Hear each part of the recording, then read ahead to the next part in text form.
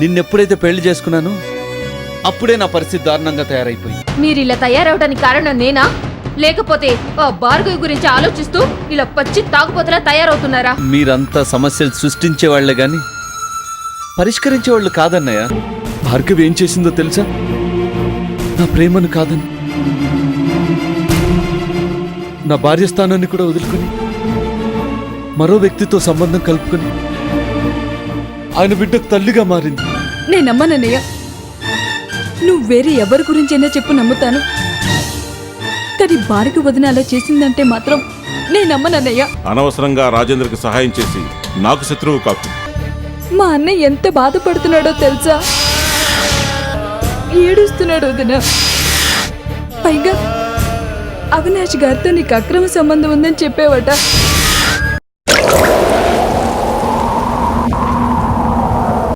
ఒక పరాయి వ్యక్తితో నీకు అక్రమ సంబంధం ఉందని నీ మీద నువ్వే నిందలు వేసుకోవాల్సిన అవసరం నీకెందుకు వచ్చింది వదినా? అంతకంటే వేరే గత్యంతరం లేదు కావ్య. మీ అన్నయ్యకి శాశ్వతంగా దూరం కావాలని ఎవ్వరికి తెలియకుండా ఇన్నాళ్ళు అజ్ఞాతంలో ఉన్నాను. అయినా మీ అన్నయ్య నన్ను నీడలా వెంటాడుతూనే ఉన్నారు. శారీరకంగా దూరం అయినంత మాత్రాన మీ అన్నయ్యకి దూరం కాలేనని అర్థమైంది. అందుకే మనసులో ఉంచే దూరం కావాలనుకున్నాను. చివరికి లేని నిందని నా మీద వేసుకున్నాను. నేను ఎన్ని నిందలు పడ్డా, ఎన్ని కష్టాలు పడ్డా పర్వాలేదు కావ్య. కానీ నా గురించి మీ అన్నయ్య అస్సలు ఆలోచించకూడదు. నా పరిచయాల్ని, నా జ్ఞాపకాలని, నా ఉనికిని అన్నిటినీ మర్చిపోవాలి. ఎందుకు ఎందుకు మర్చిపోలేదునా? ఎందుకు మర్చిపోవాలి? నువ్వంటే అన్నయ్యకి ఎంత ఇష్టమో తెలుసా? నీ పట్ల తను చేసిన తప్పుకి అన్నయ్య బాధపడిన క్షణం అంటూ లేదు. ఎంత పశ్చాత్తాపడుతున్నాడో తెలుసా? పశ్చాత్తాపానికి మించిన శిక్ష లేదు. ఇప్పటి వరకు మా అన్నయ్య అనుభవించిన శిక్షలు చాలు. ఇప్పటికైనా మా అన్నయ్య దగ్గరకు వచ్చేయొదినా. అన్నీ తెలిసి కూడా నువ్వు అలా మాట్లాడతావేంటి కావ్య? నేను మీ అన్నయ్య దగ్గరకు వస్తే ప్రియ బ్రతుకేమైపోతుంది? ప్రియా ప్రియా ప్రియా ప్రియ గురించి తప్పిస్తే నీ గురించి ఒక్క క్షణం కూడా ఆలోచించవా? నీకింత అన్యాయం చేసిన ఆ రాక్షసు గురించి ఇంకా ఎందుకు ఆలోచిస్తున్నావు వదినా? నీ జీవితం ఏమైపోతుందో ఒక్క క్షణం ఆలోచించు వదినా. నా జీవితానికే చాలా బాగుంది. మీ అన్నయ్య ప్రతిరూపం నా కడుపులో పెరుగుతోంది.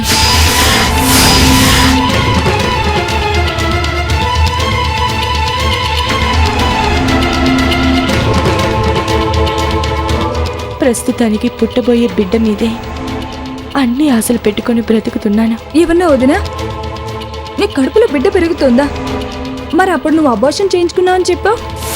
అది అబద్ధం. మీ అన్నయ్యకి దూరం కావడానికి నేను ఆడిన అబద్ధం. అతని ద్వారా పుట్టబోయే బిడ్డనే కాదనుకున్నందుకు అతను నాకు శాశ్వతంగా దూరం అవుతారని అనుకున్నాను. కానీ ఇంకా అతను నా కోసం ఆలోచిస్తూనే ఉన్నారు. ఇక మీద ఆలోచించకూడదని, చివరికి అవినాష్తో కాపురం చేస్తున్నానని అబద్ధం చెప్పాను.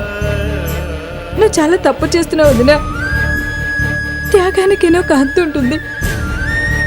భర్త ఉండి కూడా భార్య స్థానాన్ని త్యాగం చేశావు.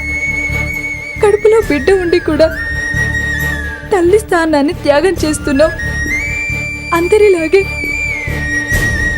నీకు సంతోషంగా ఉండాలని ఉండదా వదినా? ఇంకొకరి జీవితంలో సంతోషాన్ని నింపడంలో వచ్చే సంతోషం ఇంకెందులోనూ రాదు కావ్య. నువ్వెంత మంచిదాన్ని పెట్టొదినా. ఎన్ని కష్టాలు వచ్చినా ఇంకా ఎదుటి వాళ్ళ సుఖాన్నే కోరుకుంటున్నావు. వచ్చే జన్మలోనైనా నీ కడుపులో బిడ్డగా పుట్టాలనుంది వదినా.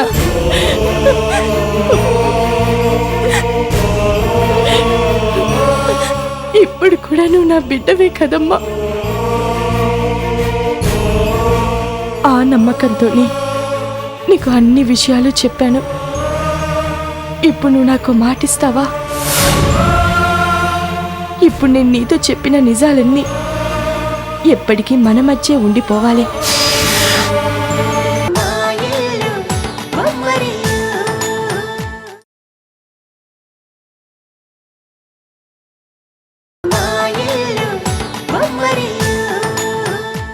ఇప్పుడు నేను నీతో చెప్పిన నిజాలన్నీ ఎప్పటికీ మన మధ్య ఉండిపోవాలి. నా కడుపులో పెరుగుతున్న బిడ్డ సంగతి మీ అన్నయ్యకి తెలియకూడదు.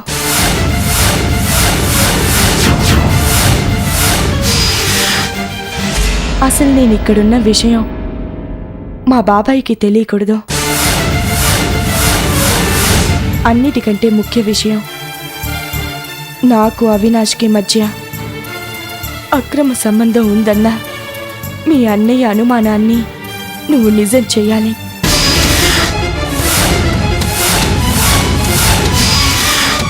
మేమిద్దరం సన్నిహితంగా ఉండటం నువ్వు చూసినట్టు మీ అన్నయ్యతో చెప్పాలి. వద్దొద్దునా, నేనంత పాపం చేయలేను. నా నోటితో నీ గురించి అంత నీచంగా చెప్పలేను వదినా. చెప్పాలి కావ్య, తప్పదు. నేను అనుకున్నది నెరవేరాలంటే నేను చెప్పినట్టు నువ్వు చెయ్యాలి. చేస్తానని మాటివ్వు.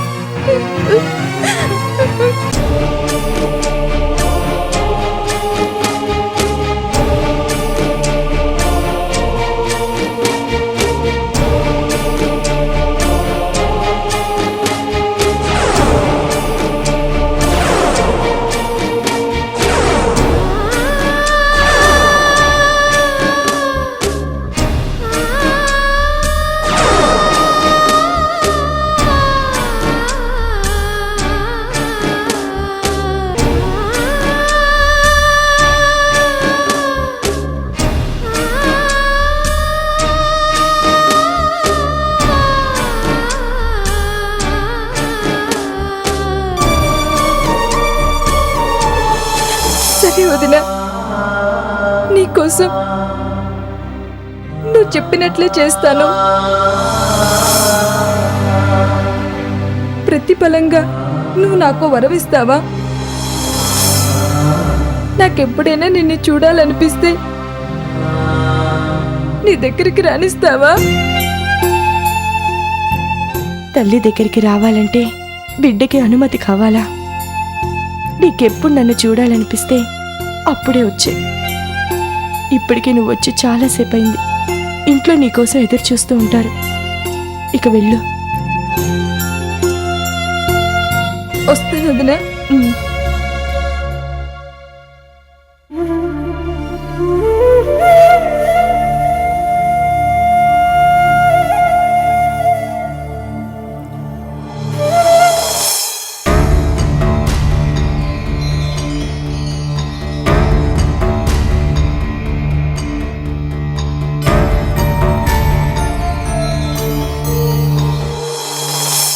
సార్, అవినాష్తో మాట్లాడారా? ఏమన్నారు?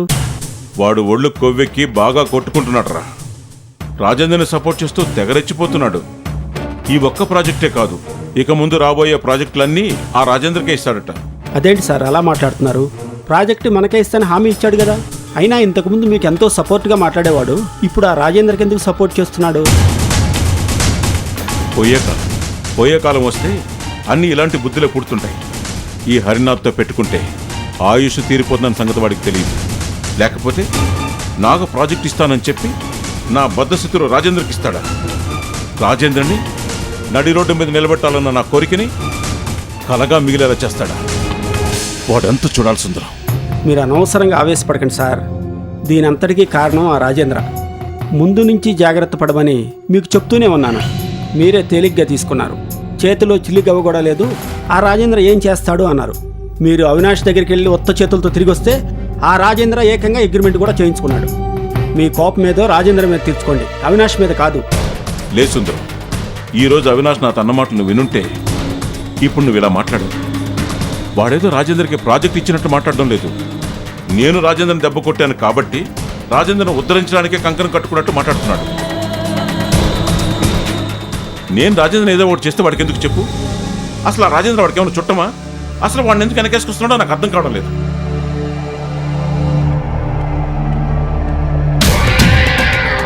ఇప్పటి వరకు రాజేంద్ర మాత్రమే శత్రువు అనుకున్నాను.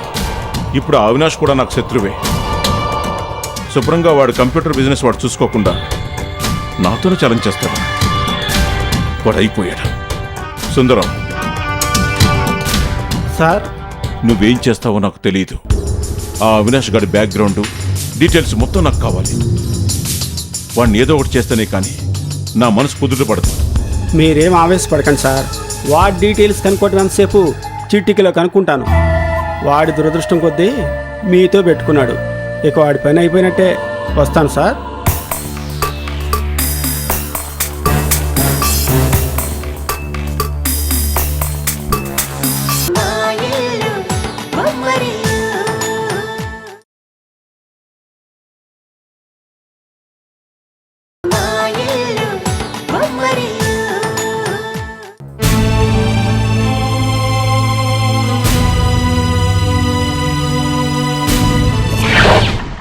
నా కడుపులో పెరుగుతున్న బిడ్డ సంగతి మీ అన్నయ్యకి తెలియకూడదు.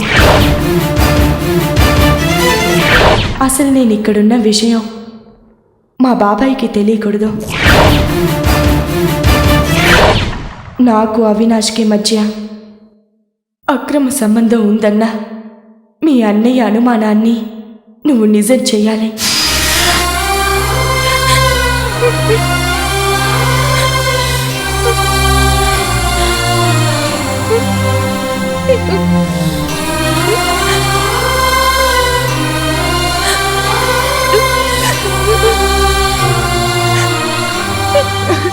ఏమైంది కావ్య?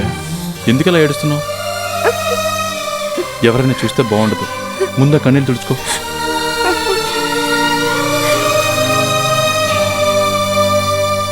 కావ్య, ఏమైంది? ఇప్పుడు నేనేం చెప్పలేను సీను. నా మనసు ఏం బాగాలేదు. నన్ను అలా బయటికి తీసుకెళ్తావా? ఎక్కడికి? ఎక్కడికైనా సీను. కొంచెం ప్రశాంతంగా ఉండే చోటుకి తీసుకెళ్ళు ప్లీజ్ సీను. సరే పద.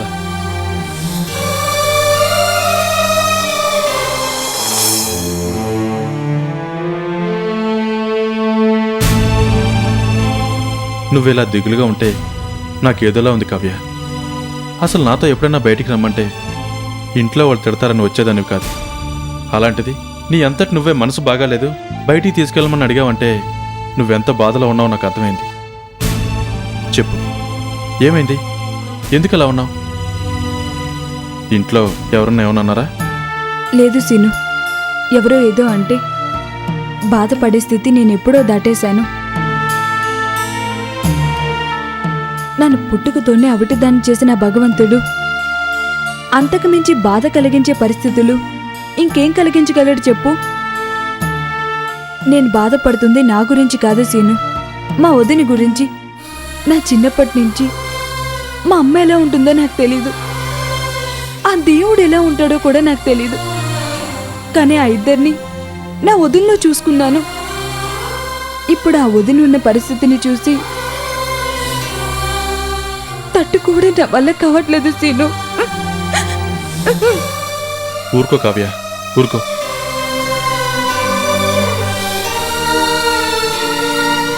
నువ్వు పరధ్యానంగా ఉండే ప్రతిసారి దేని గురించో బాధపడుతున్నావు అని అర్థమయ్యేది. కానీ కారణం అడిగేంత చనువు మనిద్దరి మధ్య అప్పుడు లేదు.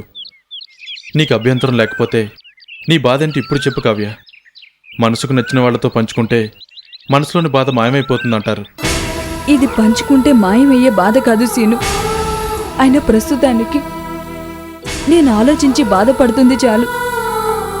నువ్వు కూడా దీని గురించి ఆలోచించి బాధపడడం నాకు ఇష్టం లేదు.